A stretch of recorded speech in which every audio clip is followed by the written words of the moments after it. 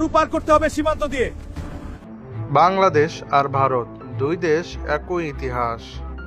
1971 সালে স্বাধীনতা যুদ্ধে বাংলাদেশের সবচেয়ে প্রিয় বন্ধু ছিল ভারত। কিন্তু আজকাল সোশ্যাল মিডিয়া খুললেই দেখা যায় বাংলাদেশি এবং ভারতীয়ের মধ্যে তর্ক বিতর্ক, এমনকি ঝগড়া। কেন এমন হলো? কিভাবে বন্ধু দেশের সাথে সম্পর্কটি ধীরে ধীরে শত্রুতে পরিণত হলো? আজকের ভিডিওতে আমরা জানব ইতিহাস, রাজনীতি, সীমান্ত সমস্যা ও সোশ্যাল মিডিয়ার প্রভাব। 1971 সালে বাংলাদেশ আর পাকিস্তান যুদ্ধ শুরু হয়। যুদ্ধ শুরু হলে পাকিস্তান সেনাবাহিনী বাংলাদেশের নিরীহ মানুষের উপর অমানবিক নির্যাতন চালায়। সেই সময় ভারত বাংলাদেশের পাশে দাঁড়ায়। ভারত প্রায় 1 কোটি বাংলাদেশি শরণার্থীকে আশ্রয় দেয় এবং সেই বাঙালিরা পরবর্তীতে যুদ্ধে অংশগ্রহণ করে। 1971 সালের 16 ডিসেম্বর পাকিস্তানিরা পরাজিত হয়ে আত্মসমর্পণ করে এবং বাংলাদেশ স্বাধীনতা অর্জন করে।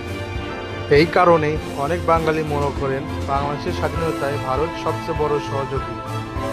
তখন দুই দেশের মধ্যে সম্পর্ক ছিল বন্ধুত্বপূর্ণ, কিন্তু নানান কারণে স্বাধীনতার পর ভারতের সাথে ধীরে ধীরে বাংলাদেশের সম্পর্ক খারাপ হতে থাকে।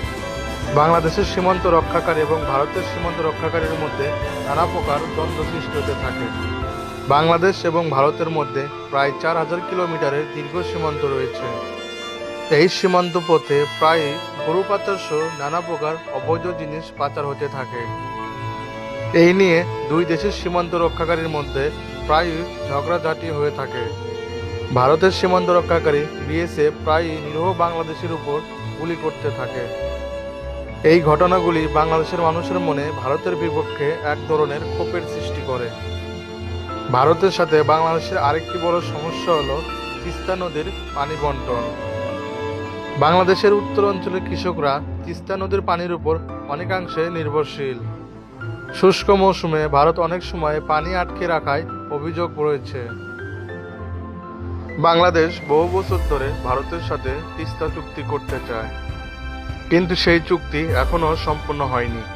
এই কারণে অনেক বাংলাদেশি কৃষকরা মনে করেন ভারত বাংলাদেশকে ন্যায্য পানি দিতেছে না।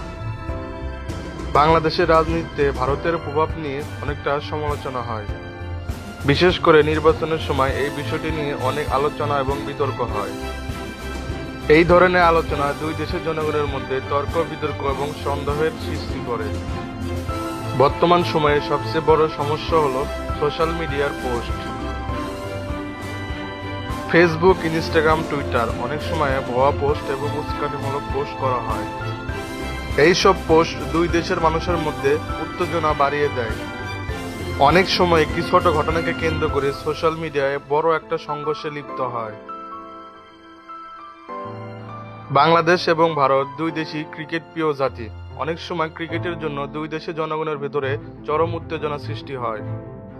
ভারতকে ক্রিকেটের চোর বলা হয়।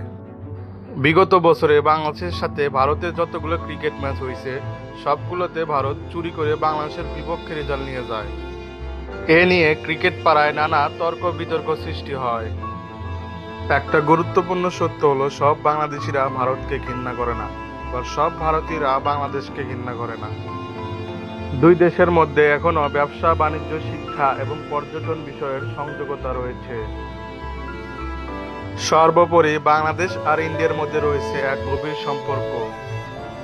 দুই দেশের উচিত সকল প্রকার সমস্যা দূর করে নিজেদের ভিতরে বন্ধুত্বের সম্পর্ক আবারও অটুট রাখা। ভারত সর্বদা নিজেদেরকে বড় মনে করে এবং সবসময় বাংলাদেশের উপর নানা প্রকার অন্যায় অত্যাচার চালাতে চায়। কিন্তু যখনই বাংলাদেশের জনগণ প্রতিবাদ করতে চায় তখনই ভারতের সাথে সম্পর্ক খারাপ হতে শুরু করে। যেদিন ভারত সরকার নিজেদের অহংকার ত্যাগ করবে সেদিনই বাংলাদেশের সাথে ভারতের সুসম্পর্ক স্থাপিত হতে পারে।